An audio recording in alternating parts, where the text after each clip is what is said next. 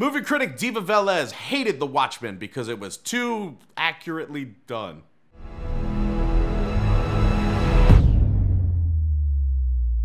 How you guys doing? If it's your first time here, make sure you hit the subscribe button as well as the little bell right next to it. Also, when you see the video, let us know you liked it by hitting that like button. Now let's take a look at this dumbass critic. In making what is probably the most devoutly faithful adaptation to the comic possible, Snyder has refused to let very much into Watchmen by way of originality or ingenuity. Thank God.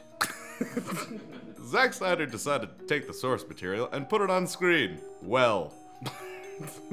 Many of the frames you see on screen are exactly the frames you see in the graphic novel, which, if you have any sense of a brain, is why comic books are so easily and well adaptable to the screen and why people are very surprised why people keep f***ing it up. You literally have a storyboard, follow it. There's simply no life in the celluloid and no inspiration on screen. If I wanted to see the exact same frames going by, I could order Watchmen for Kindle. I mean, it's really similar to saying like, I could just read the book. And I understand that this book has pictures, but it's the same thing. It's saying the same thing. It is a book put on screen. They don't have movement in the book, unless you go like this really fast at your face. And then you have Tourette's. We here at Boss Level 8 would like to apologize if anyone with Tourette's was offended. Let's move on. Overlong at 2 hours, 43 minutes, and overstuffed. This film felt like an endurance test with no highs to speak of. Overstuffed? There were too many things. Is that the liberties you wanted him to take with the comic?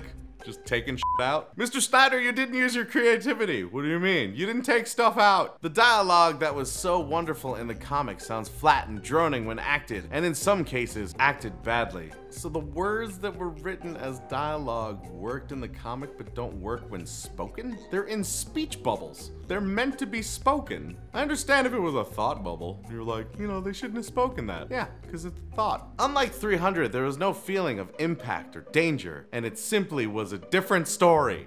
A completely different story that can't in any way be compared to Watchmen. I don't know if I want to continue this paragraph. This book's different than this book, but when they were made into movies, they should be the same. Nice logic, ass. And it simply wasn't choreographed as well. I felt like I was watching an outtake from Leonidas's playbook. You just said that they weren't alike, but they're alike. It's like two identical twins, dressed the same, looking exactly the same, both trying to tell me how they're different at the same time.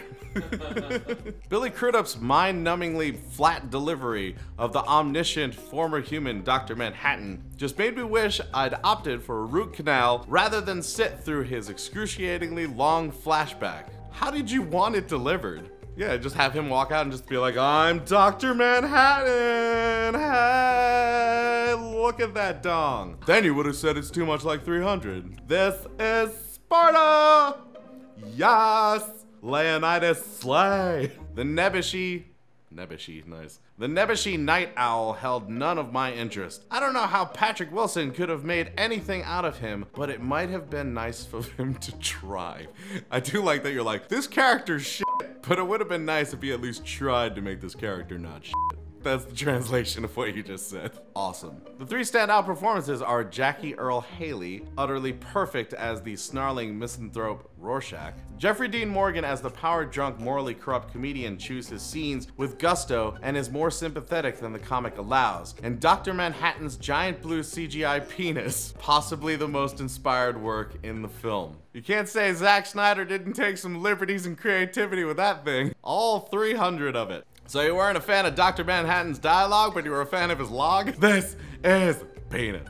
How do you dump down a movie based on one of the most intelligent, sophisticated comics ever written? Snyder practically leads the audience by the hand by use of lowest common denominator effects, the soundtrack being one of the most egregious instances. I mean, putting all of this into an under 3-hour movie, considering how much is actually in the comic, and making it understandable, because you can't go back and like, what was that part? And go back and read it, because you're watching a movie, especially if in your theater. You can't be like, can we bring that back a little bit so I can understand what's going on? I feel like you did a pretty good job of making it so that anyone can watch this movie. Projectionist is like, f you.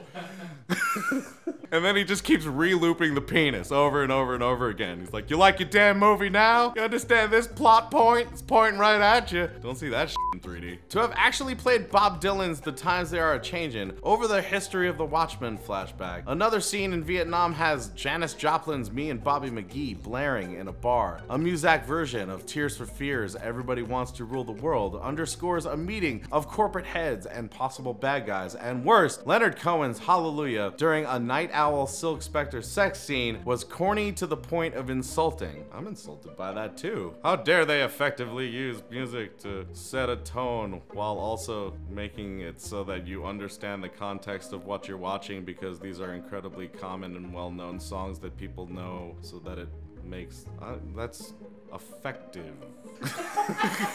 How this film could have benefited from an editor and some tough decisions. So much could have been cut out. Scenes that went on for days. There must have been a lot of fear and fretting over which precious iconic moments to cut that resulted the tedious bloat that Watchmen inflates to. They were dealing with something well loved and precious. I don't feel like there was a lot of extra stuff. Everything helped the story move. Everything moved it along in order to fit that much story, and they missed a lot of shit. In order to fit that much of a story into that short amount of time, it's actually kind of impressive. If you think it's tedious and bloated, maybe you just still have that blue penis in your brain. Actually, that came out really weird and wrong.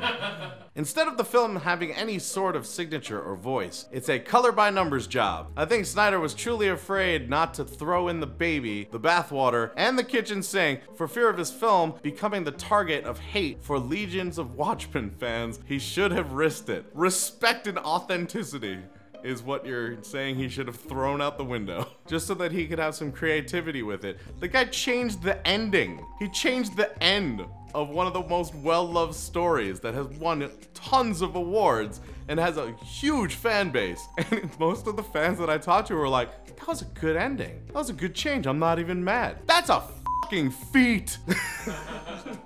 Thank you so much, guys, for watching. If it's your first time here, hit the subscribe button and the little notification bell right next to it. If you enjoyed our video, hit the like button, and then we'll know, because otherwise, we have no idea. Click one of the videos on the screen if you want to see another one, and until we see you next time, geek out and game on.